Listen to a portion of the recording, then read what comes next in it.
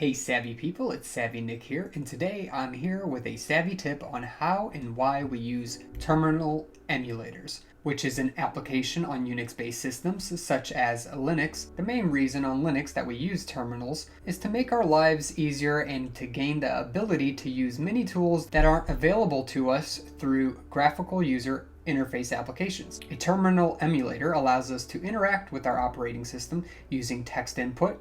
It also allows us to navigate the operating system and even make changes to it. As well as, before graphical interfaces existed, this is what computer users would use in order to interact with their computer systems. If you're new and stopping by to watch a Savvy tip today, please take a moment to subscribe below and hit the notification bell for future tips and videos. So there are many different types of terminal emulators available for Linux, and each distribution comes pre-installed with one by default. For the most part, they look pretty similar, but things such as layouts, colors, preferences, tabs, and even functionality changes amongst different terminals that are available. As you can see, just Googling, there are quite a few terminal emulator applications that show up. Well, I'm here using Ubuntu Linux today, and let's go ahead and open up a new terminal and show you some of the things you can do with it. Here in this distribution, there's really two ways of doing this, and that's by either searching for the GNOME terminal application. As you see here, we have terminal available to us, and it shows up if we type in GNOME terminal as well. Since there's the GNOME desktop being used in Ubuntu, they just call it terminal here. The other way of opening it up is just by doing a shortcut of Control-Alt-T, and you can do it in that order. If you just press Control first, then Alt, and then T as in Tom, you'll get a new terminal window. All right, let's make our text in the terminal a little bigger so we can see it very well. Once a new terminal loads up, you'll see that it's automatically logged in with the current user that's using the computer. So I'm Savvy Nick, and that's currently who's logged in. And then if you look over here, this is the host name of the computer that you set up while installing your Linux distribution. So my host name is also Savvy Nick. And that's what other computers on the network will also see this computer as. Now basically this terminal is just waiting for us to go ahead and start typing away and entering in commands. And some commands or operations will require us to use super privileges and log in with the root user, but we're not going to do that today. Instead, let's just safely navigate through the system and not really make it. By default, when you start the terminal, if we do pwd, that's the first command that we're going to talk about, which just stands for print working directory. This will tell us where we're currently at. So by default here, you can see that we are in the home Savvy Nick directory. And that's all these forward slashes mean, is they're subdividing various directories. So you can look at this as the root directory, then change to the home directory, and then change to the Savvy Nick directory, which is where we're currently located. So while being in the home directory of the user, this is just like what you would have in Windows, where you can save the current user's contents and files, and really this directory just is a user directory. We can also navigate through the file system using a command called cd, followed by the path we want to go to. cd just stands for change directory, so if we type cd and then some directory, well, if I press tab twice, it automatically lists every single directory available for me. So if I want to go ahead and navigate to my desktop, I just have to start typing desktop and then press enter. And you can see now that it changed to the desktop directory after I pressed enter. But what you also notice is now we have this little tilde and then forward slash. All this tilde represents is current user's home directory. And then the forward slash again says we're in another directory, and that's the desktop directory. So if you ever want to get back to the user's home directory, that's pretty simple. All you have to do is cd space a tilde and press enter. And that takes you right back to user's home directory. So let's change directories again, back to desktop, and just type in pwd. Look at that. Now it tells us where we're located. So root, home, Savvy Nick, and then the desktop. Well, what does that look like? Well, if we start a file browser, you can see that we're currently in the home directory right here.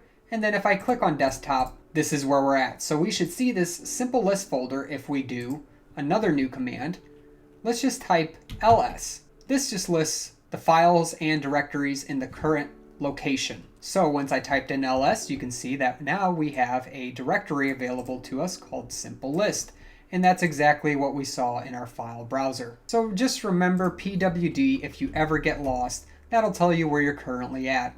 Another very important directory is the root directory. The root directory is much like what you would find in Windows, known as the C drive, which is really the directory that contains all the system files as well as users and any and every application. So in order to get to the root directory, we just have to do cd again, so change directory, we'll put a space in, and just one /. And if we press enter now, you can see instead of a tilde, we now have just a /. So let's go ahead and just type in ls again and press enter. That's going to list everything in the directory.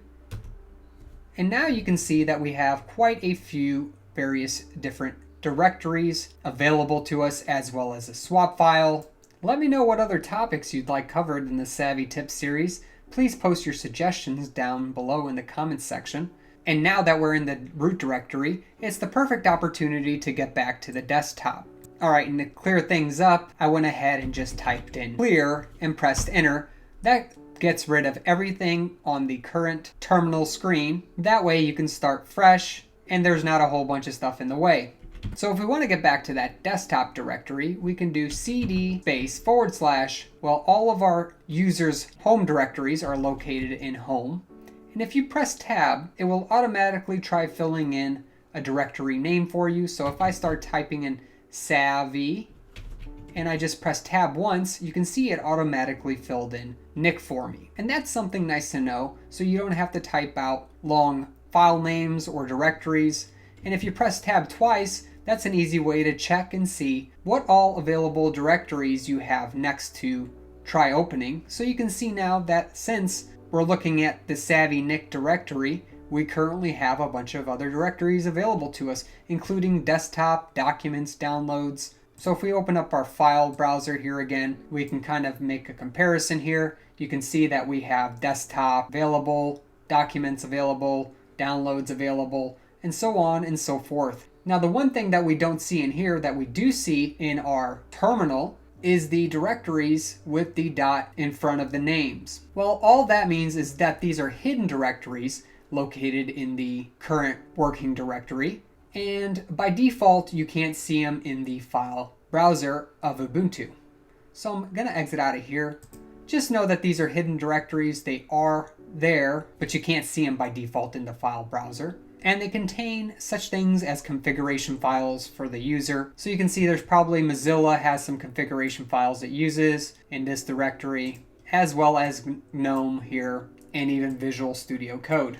Alright, and just to get back to desktop, we'll start typing in desktop and press tab. And now if we press enter, we've again changed our directory, and we can check which one by doing pwd. And the final use of cd I want to show is cd with 2 dots. That just means go back one directory. So if we type this in and press enter, now if I do pwd, you can see we went back one directory from the desktop directory back to the home user Savvy Nick directory. So now we've learned the basics in order to go ahead and use a terminal and navigate through our root file system. So let's go ahead and just recap on those commands that we learned. ls will list the contents of a directory. cd will change the working directory. cd ... goes back one working directory. Tab allows you to autofill if a match is found. cd / changes to the root directory. And cd > changes to the current user's home directory. pwd prints the path to the working directory. And that's about it, and this should give you a basic understanding on what a terminal emulator is and how to use some basic commands to navigate your way around the root file system. I hope you enjoyed this savvy tip about terminal emulators. Let me know if you have any questions, comments, or suggestions in the comments section below. Also, make sure to subscribe for future videos and make sure to like the video. If you know someone who can also benefit from this video, please make sure to go ahead and share it. And thanks for watching.